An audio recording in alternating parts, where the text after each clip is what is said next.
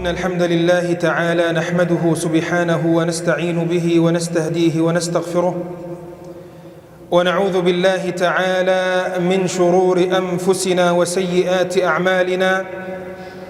من يهديه الله فلا مضل له، ومن يضلل فلا هادي له، وأشهد أن لا إله إلا الله وحده لا شريك له، وأشهد أن محمدًا عبده ورسوله صلى الله عليه وسلم. يا أيها الذين آمنوا اتقوا الله حق تقاته ولا تموتن إلا وأنتم مسلمون. يا أيها الناس اتقوا ربكم الذي خلقكم من نفس واحدة وخلق منها زوجها، وبث منهما رجالا كثيرا ونساء، واتقوا الله الذي تساءلون به والأرحام، إن الله كان عليكم رقيبا. يا أيها الذين آمنوا اتقوا الله وقولوا قولا سديدا يصلح لكم أعمالكم ويغفر لكم ذنوبكم، ومن يطع الله ورسوله فقد فاز فوزا عظيما.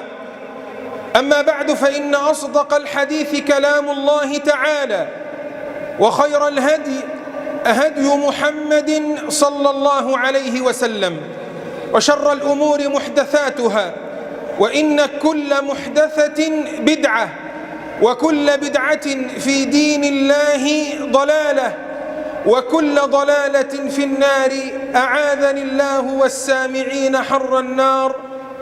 ثم أما بعد، أيها المؤمنون عباد الله، اقترب للناس حسابهم وهم في غفلة معرضون. تحت هذا العنوان يكون موضوعي مع حضراتكم اليوم بمشيئة الله عز وجل. أعيروني القلوب والأسماع، فإن في ذلك لذكرى لمن كان له قلب أو ألقى السمع وهو شهيد، فمن الله تعالى وحده العون والتوفيق والتأييد، وهو ولي ذلك والقادر عليه. بادئ ذي بدء أقول وبالله التوفيق. أيها المؤمنون، لا يخفى على الناظر في حال الأمة الإسلامية اليوم ما هي فيه من انغماس في الشهوات والملذات وغفلة عن رب الأرض والسماوات سبحانه وتعالى، سادرة في غيها، لاعبة معرضة عن ربها سبحانه وتعالى، تاركة مستخفة بأوامر رسولنا صلى الله عليه وسلم. إن القلب يكاد أن ينزف دما بدل الدمع لما يراه من حال الأمة. هذه الأمة الميمونة المرحومة المباركة التي ما ابتعثها الله تبارك وتعالى إلا لأشرف وأعظم غاية، ألا وهي أن تدعو عموم الناس إلى عبادة الله الواحد الأحد، ألا وهي أن تخرج العباد من عبادة العباد إلى عبادة رب العباد، ومن جور الأديان إلى عدل الإسلام، ومن ضيق الدنيا إلى سعة الدنيا والآخرة، فتنشغل بعد ذلك باللهو واللعب الباطل. وقد قال الله: اقترب للناس حسابهم وهم في غفلة معرضون، ما يأتيهم من ذكر من ربهم محدث إلا استمعوه وهم يلعبون لاهية قلوبهم. يقول السعدي رحمه الله: اقترب للناس حسابهم وهم في غفلة معرضون. يقول: هذا تعجب من حال الناس، وأنهم لا ينجع فيهم تذكير ولا يرعون إلى نذير، وأنهم قد قرب حسابهم ومجازاتهم على أعمالهم، والحال أنهم في غفلة معرضون. ما يأتيهم من ذكر من ربهم محدث إلا استمعوه وهم يلعبون لاهية قلوبهم. هذه الآية الكريمة تهز الغافلين هزا. الحساب يقترب والآيات تتلى، ولكن الناس عنها معرضون، لأنهم في اللهو واللعب الباطل غارقون. نعم، لاهية قلوبهم، والقلب الغافل اللاهي عن الله صاحبه في ضنك وشقاء. ولو كان في نعيم ورخاء صاحبه في ضنك وشقاء، ولو تنعم ظاهره فأكل ما شاء ولبس ما شاء وسكن حيث شاء، فإن قلبه ما لم يخلص إلى اليقين والهدى فدائما في شك وريبة من أمره. يقول الله: فمن اتبع هداي فلا يضل ولا يشقى، ومن أعرض عن ذكري فإن له معيشة ضنكا ونحشره يوم القيامة أعمى. قال: رب لم حشرتني أعمى وقد كنت بصيرا. قال: كذلك أتتك آياتنا فنسيتها وكذلك اليوم تنسى وكذلك نجزي من أسرف ولم يؤمن بآيات ربه ولعذاب الآخرة أشد وأبقى. بل وترى هذا الغافل هائما على وجهه يأكل ويتمتع ولا يتفكر في أخراه، وقد قال الله: ولقد ذرأنا لجهنم كثيرا من الجن والإنس لهم قلوب لا يفقهون بها ولهم أعين لا يبصرون بها ولهم آذان لا يسمعون بها أولئك كالأنعام بل هم أضل أولئك هم الغافلون. يقول السعدي رحمه الله: ولقد ذرأنا لجهنم كثيرا من الجن والإنس، أي بثثنا وأنشأنا لجهنم كثيرا من الجن والإنس لهم قلوب لا يفقهون بها لا يصل إليها علم ولا معرفة، ولهم أعين لا يبصرون بها فقدت منفعتها وفائدتها، ولهم آذان لا يسمعون بها سماعا يصل معناه الحقيقي إلى صميم قلوبهم. أولئك كالأنعام أي كالبهائم بل هم أضل، فالأنعام مستعملة لما هي مخلوقة له تعرف مضرتها من منفعتها، لذلك كانت أحسن حالا منهم. أولئك هم الغافلون، غفلوا عن أنفع الأشياء، غفلوا عن الإيمان بالله تعالى وطاعته وذكره. أيها المؤمنون عباد الله، وحتى لا ينسحب بساط الوقت سريعا من تحت أقدامنا، أوجز الحديث عن مظاهر هذه الغفلة، فأقول وبالله التوفيق: إن أعظم مظاهر الغفلة على الإطلاق أن تغفل عن الحقيقة التي خلقك الله سبحانه وتعالى من أجلها، والوظيفة التي ما ابتعثك الله سبحانه وتعالى إلا من أجلها، ألا وهي العبادة. لقد عبر أحد الناس عن هذه الغفلة المرة بلسان المقال، وهو شاعر نصراني جاهلي معاصر يدعى إيليا أبي ماضي، في قصيدة له بعنوان الطلاسم قال: جئت لا أدري من أين جئت، ولكني أبصرت طريقي قدامي فمشيت،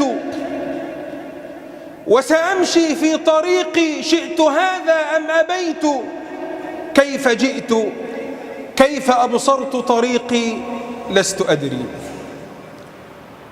لا يدري له ربا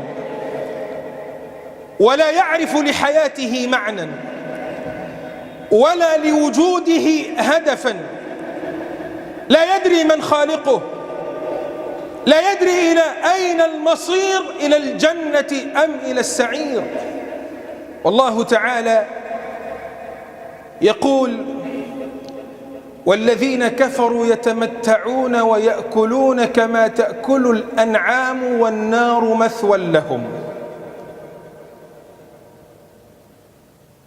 هل هناك أفظع وأشنع من أن يجهل الإنسان خالقه سبحانه وتعالى؟ أفظع وأشنع من أن ينسى الإنسان ربه سبحانه وتعالى؟ والله يا سادة، ما كرمت هذه الأمة يوم أن كرمت إلا يوم أن تمسكت بكتاب الله تعالى وسنة رسوله صلى الله عليه وسلم. وما هانت الأمة على الله ثم على الأرض يوم أن هانت إلا يوم أن ابتعدت عن كتاب الله وسنة رسوله صلوات الله وسلامه عليه، ويوم أن ابتعدت كثيرا كثيرا عن هذه الغاية المرجوة، هذه الغاية: وما خلقت الجن والإنس إلا ليعبدون ما أريد منهم من رزق وما أريد أن يطعمون إن الله هو الرزاق ذو القوة المتين. يقول القاسمي رحمه الله: وما خلقت الجن والإنس إلا ليعبدون، أي لهذه الحكمة، وهي عبادة الله تعالى كما أمر على لسان رسوله صلوات الله وسلامه عليه، إذ لا يتم صلاح ولا تنال سعادة في الدارين إلا بالعبادة. والعبادة في اللغة معناها الذل والخضوع والانقياد لله سبحانه وتعالى. ما خلقت أيها المسلم إلا لأن تفرد ربك سبحانه وتعالى بالألوهية والعبادة والتوحيد. قل إن صلاتي ونسكي ومحياي ومماتي لله رب العالمين لا شريك له وبذلك أمرت وأنا أول المسلمين.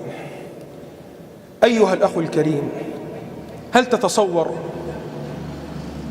أن الغاية التي من أجلها خلقت أو العبادة التي من أجلها ابتعثت هي الصلاة فقط؟ هي الصيام فقط؟ هي الحج فقط؟ كلا، فهذا شيء من الغاية ومن العبادة التي ما خلقت إلا من أجلها، والتي ما ابتعثت إلا من أجلها، ثم بعدت عنها كل البعد ولا حول ولا قوة إلا بالله العلي العظيم. وأما العبادة بمفهومها الكامل فهي كما قال إمامنا وسيدنا ابن تيمية رحمه الله، قال: العبادة اسم جامع لكل ما عرف بالشرع، اسم جامع لكل ما يحبه الله تعالى ويرضاه لعباده من الأقوال والأعمال الظاهرة والباطنة. هذه هي العبادة.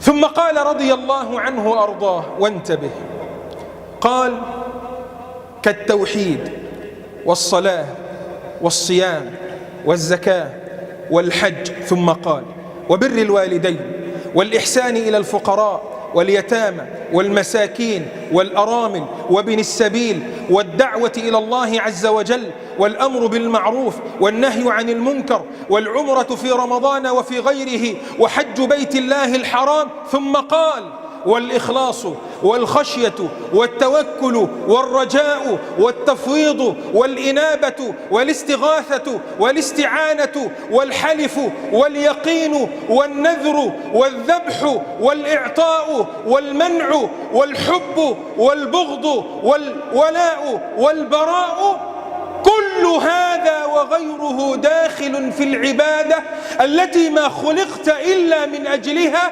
والتي ما ابتعثت إلا من أجلها، ثم وللأسف الشديد ابتعدت عنها كل البعد، ولا حول ولا قوة إلا بالله العلي العظيم. أيها المؤمنون عباد الله، العبادة ليست أمرا على هامش الحياة كما يعتقد جل المسلمين اليوم. العبادة هي الوظيفة التي ابتعث الله تعالى بها كل الرسل والأنبياء، ليذكر كل رسول وكل نبي أمته وقومه بها. وفي هذا يقول الله: إنا أرسلنا نوحا إلى قومه أن أنذر قومك من قبل أن يأتيهم عذاب أليم. قال يا قوم إني لكم نذير مبين أن اعبدوا الله واتقوه وأطيعون. وقال الله: وإلى عاد أخاهم هودا قال يا قوم اعبدوا الله ما لكم من إله غيره. قال الله: وإلى ثمود أخاهم صالحا قال يا قوم اعبدوا الله ما لكم من إله غيره. وقال الله: وإلى مدين أخاهم شعيبا قال يا قوم اعبدوا الله ما لكم من إله غيره. وقال الله: وما أرسلنا من قبلك من رسول إلا نوحي إليه أنه لا إله إلا أنا فاعبدون. أيها المؤمنون، من الذي يحمل النور لمن يعيشون في الظلام إلا من أشرقت قلوبهم بنور التوحيد والإيمان؟ من الذي يسمع البشرية عن الله ورسوله صلى الله عليه وسلم إلا من سمعوا عن الله وعن رسوله صلى الله عليه وسلم؟ من لأهل الأرض إلا صفوة أهل الأرض من الموحدين؟ هنا يتجلى حجم الأمانة الثقيلة والمسؤولية العظيمة التي كلفت بها خير أمة أخرجت للناس على الإطلاق، ألا وهي التوحيد الخالص ثم دعوة أهل الأرض إليه. أيها المؤمنون عباد الله، من مظاهر هذه الغفلة الاستخفاف بأوامر الله وأوامر رسوله صلوات الله وسلامه عليه. قال الله: فلا وربك لا يؤمنون حتى يحكموك فيما شجر بينهم ثم لا يجدوا في أنفسهم حرجا مما قضيت ويسلموا تسليما. قال ابن القيم رحمه الله: أقسم أنهم لا يؤمنون حتى يحكموا رسوله صلى الله عليه وسلم في كل أمر، وحتى يرتفع الحرج من نفوسهم من حكمه، وحتى يسلموا لحكمه تسليما. ثم قال: وهذا حقيقة الرضا بحكمه صلوات الله وسلامه عليه. وقال تعالى: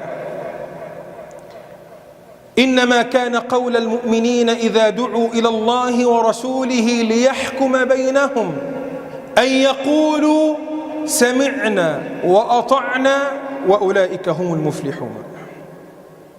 أما المنافقون حالهم دائما وأبدا في كل زمان وفي كل مكان الصد والإعراض عن الله وعن رسول الله صلى الله عليه وسلم. ألم تر إلى الذين يزعمون أنهم آمنوا بما أنزل إليك وما أنزل من قبلك يريدون أن يتحاكموا إلى الطاغوت وقد أمروا أن يكفروا به، ويريد الشيطان أن يضلهم ضلالا بعيدا. وإذا قيل لهم تعالوا إلى ما أنزل الله وإلى الرسول رأيت المنافقين يصدون عنك صدودا. علامة عملية لإظهار أهل النفاق من أهل الإيمان في الأرض. أهل النفاق يقال لهم هذا شرع الله وهذا هدي الحبيب رسول الله صلوات الله وسلامه عليه، ومع ذلك تراهم يعرضون ويصدون. لماذا؟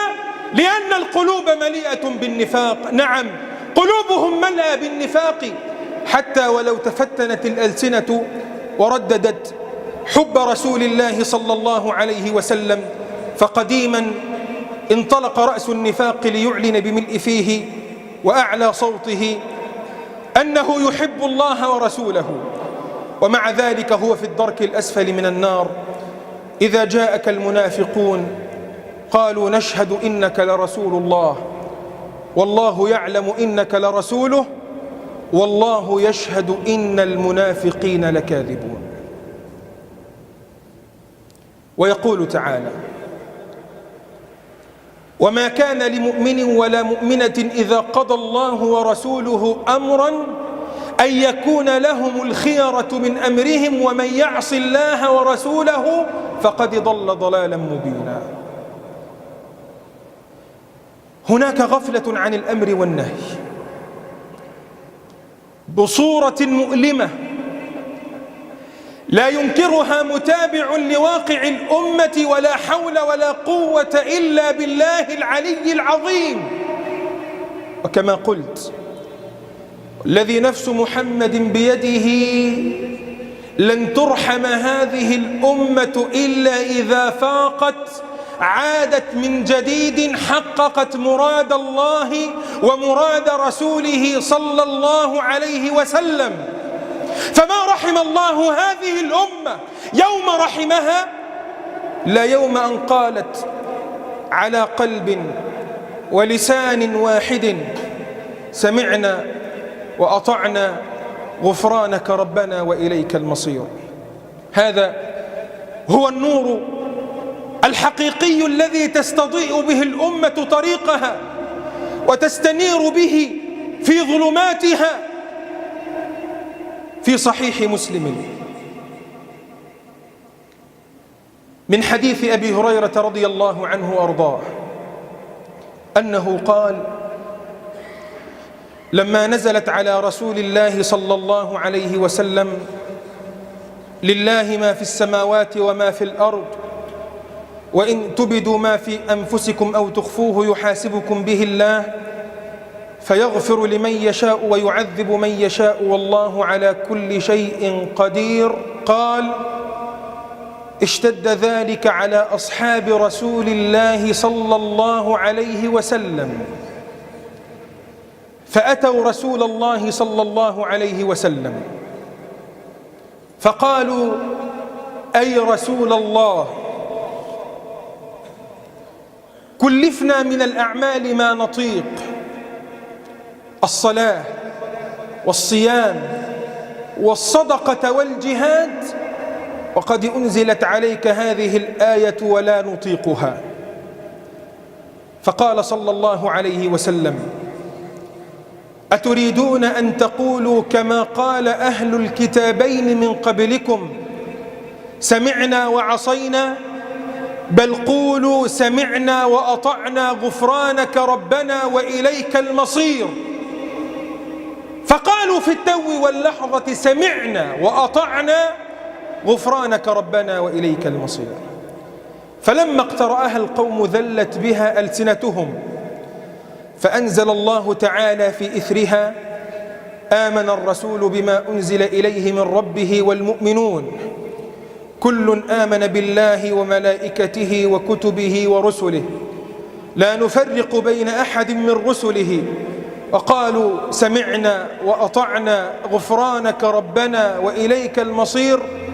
قال فلما فعلوا نسخها الله تعالى بقوله لا يكلف الله نفسا إلا وسعها لها ما كسبت وعليها ما اكتسبت ربنا لا تؤاخذنا إن نسينا أو أخطأنا قال نعم ربنا ولا تحمل علينا إصرا كما حملته على الذين من قبلنا قال نعم ربنا ولا تحملنا ما لا طاقة لنا به واعف عنا واغفر لنا وارحمنا أنت مولانا فانصرنا على القوم الكافرين قال نعم.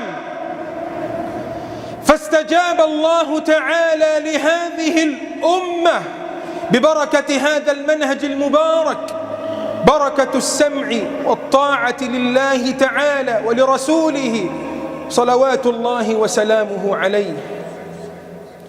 ما رحم الله تعالى الأمة يوم أن رحمها إلا ببركة هذا المنهج المبارك، والذي نفس محمد بيده كما قلت وكررت لن ترحم هذه الأمة من جديد، ولن يعود إليها عزها وسيادتها ومكانتها وسعادتها في الدارين إلا إذا فاقت من جديد، حققت مراد الله ومراد رسوله صلوات الله وسلامه عليه، رددت مع السابقين الأولين قولتهم الخالدة سمعنا وأطعنا غفرانك ربنا وإليك المصير. أكمل ما تبقى بعد جلسة الاستراحة. أقول قولي هذا وأستغفر الله العلي العظيم لي ولكم فاستغفروه إنه هو الغفور الرحيم. الحمد لله رب العالمين، وأصلي وأسلم على خاتم الأنبياء والمرسلين وعلى آله وأصحابه أجمعين، وبعد أيها المؤمنون، من مظاهر الغفلة التهالك والتكالب على الدنيا والغفلة عن الآخرة. وفي هذا يقول الله تعالى ألهاكم التكاثر حتى زرتم المقابر. يقول القرطبي رحمه الله ألهاكم التكاثر أي شغلتكم الدنيا وصرفكم نعيمها الزائل، فلم تنتبهوا إلا وأنتم في المقابر تعاينون الحقائق بأعينكم. ثم قال رحمه الله وهنا لطيفة جميلة رقيقة، وهي أن الله تعالى سمى الموت زيارة، فالميت زائر وسيعود حتما ولا بد إلى داره ومستقره الحقيقي، إما إلى الجنة وإما إلى النار. ألهاكم التكاثر حتى زرتم المقابر. وفي الصحيحين من حديث عمرو بن عوف الأنصاري رضي الله عنه أن رسول الله صلى الله عليه وسلم قال فوالله ما الفقر أخشى عليكم. رسول الله لا يخشى على أمته الفقر والحاجة، بل يخشى أمرا أعظم من ذلك وأشد من ذلك. فوالله ما الفقر أخشى عليكم، ولكن أخشى أن تبسط الدنيا عليكم كما بسطت على من كان قبلكم، فتنافسوها كما تنافسوها فتهلككم كما أهلكتهم. في صحيح مسلم من حديث أبي سعيد الخدري رضي الله عنه وأرضاه قال سمعت النبي صلى الله عليه وسلم يقول إن الدنيا حلوة خضرة وإن الله مستخلفكم فيها فينظر كيف تعملون فاتقوا الدنيا. إلى متى هذه الغفلة؟ إلى متى تعبد الكرسي الزائل؟ إلى متى تعبد المال الذي ضيعت حق الله وحق رسوله من أجله؟ إلى متى هذه الكبوة؟ إلى متى هذا الكسل؟ إلى متى هذا التغافل عن الآخرة؟ يا أيها اللاهون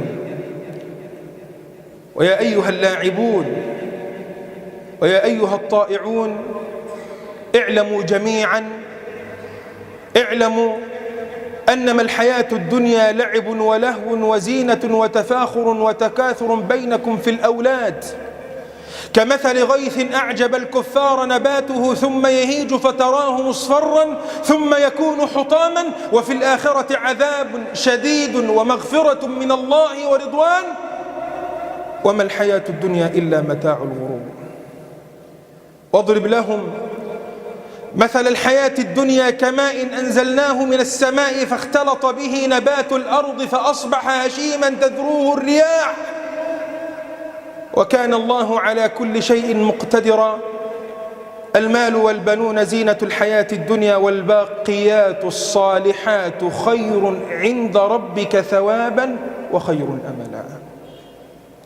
أيها المؤمنون عباد الله، نصيحة تسدى للعالمين: إن الذين لا يرجون لقاءنا ورضوا بالحياة الدنيا واطمأنوا بها والذين هم عن آياتنا غافلون أولئك مأواهم النار بما كانوا يكسبون.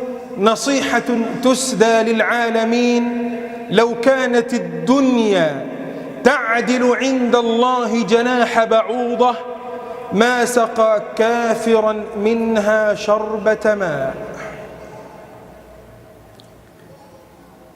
أيها المؤمنون عباد الله، ختاما وليس أخيرا، إذا كانت الغفلة عن العبادة، إذا كانت الغفلة والاستخفاف بكلام الله وكلام رسوله صلى الله عليه وسلم، بل وإذا كانت الغفلة عن الآخرة والاهتمام بأمر الدنيا أمر عظيم وشديد،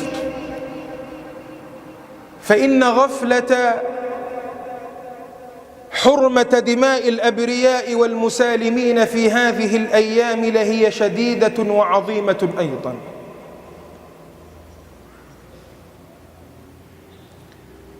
للأبرياء والمسالمين حرمة عظيمة في الإسلام يكفينا فيها قول الله تعالى: ومن يقتل مؤمنا متعمدا فجزاؤه جهنم خالدا فيها وغضب الله عليه ولعنه وأعد له عذابا عظيما. يكفينا فيها قول رسولنا صلوات الله وسلامه عليه: لا يزال المؤمن في فسحة من دينه ما لم يصب دما حراما.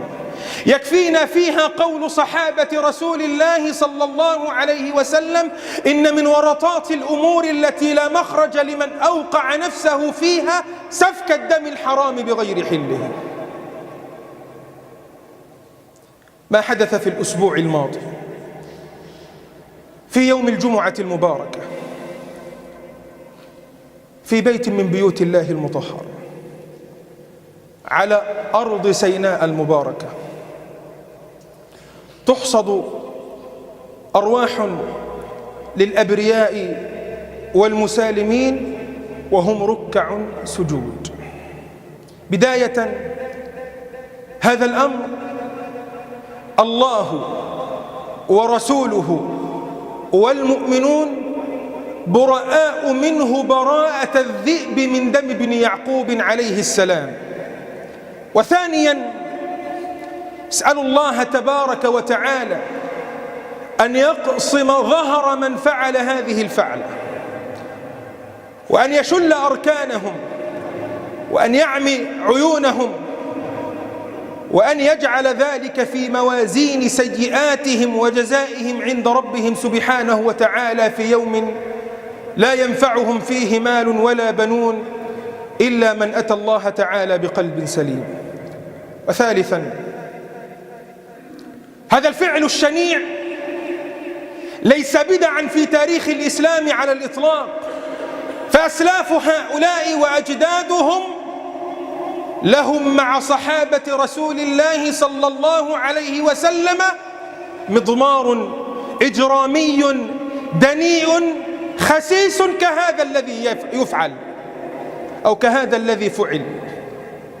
خليفة رسول الله صلى الله عليه وسلم عمر ابن الخطاب رضي الله عنه وارضاه يقتل في محراب مسجد رسول الله صلى الله عليه وسلم وهو قائم يصلي. الخليفة الثالث عثمان بن عفان رضي الله عنه وارضاه يقتل وهو يقرأ في المصحف، بل ويتناثر دمه الشريف الطاهر على صفحات المصحف الذي كان يقرأ فيه. علي رضي الله تعالى عنه وأرضاه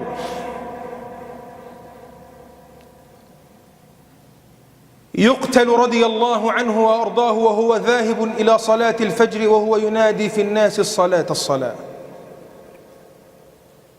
فيا أهلنا في بئر العبد وفي غيرها من البلدان المجاورة لها، إن كنتم قد روعتم وفزعتم وقتلتم فحدثوا أنفسكم بأن تاريخ هؤلاء المجرمون وهؤلاء الخونة الخائنون لله تعالى ولرسوله وللمؤمنين لهم مع خلفاء رسول الله صلى الله عليه وسلم ولهم مع صحابة رسول الله صلى الله عليه وسلم مضمار شر ومضمار دناءة وخسة وخزي وعار. نسأل الله تبارك وتعالى بأسمائه الحسنى أن يتقبل القتلى في الشهداء وأن يرحم المكلومين والمصابين، إنه سبحانه نعم المولى ونعم النصير. أخيرا، الاحتفال بالمولد النبوي لا يكون أبدا بالابتداع بل يكون بالاتباع، ويكفينا في هذا الاتباع قول الحسن البصري رضي الله عنه وأرضاه حينما قال: إن قوما ادعوا المحبة فابتلاهم الله تعالى بآية المحبة، قل إن كنتم تحبون الله فاتبعوني يحببكم الله. أسأل الله تعالى بأسمائه الحسنى وصفاته العلى أن يبرم لهذه الأمة أمر رشد يعز فيه أهل الطاعة ويهدى فيه أهل المعصية ويحكم فيه بكتابك وبسنة نبيك صلى الله عليه وسلم، ويؤمر فيه بالمعروف وينهى فيه عن المنكر. كما نسأله أن يؤلف بين قلوبنا، اللهم ألف بين قلوبنا، اللهم ألف بين قلوبنا ووحد بين صفوفنا واجمعنا على كلمة سواء. كما نسأله أن يجعل مصرنا دائما وأبدا أمنا أمانا سخاء رخاء وسائر بلاد المسلمين، إنه على ما يشاء قدير وبالإجابة جدير. سبحانك اللهم وبحمدك، أشهد أن لا إله إلا أنت، أستغفرك وأتوب إليك. وصل اللهم على نبينا محمد وعلى آله وصحبه وسلم، وأقم الصلاة.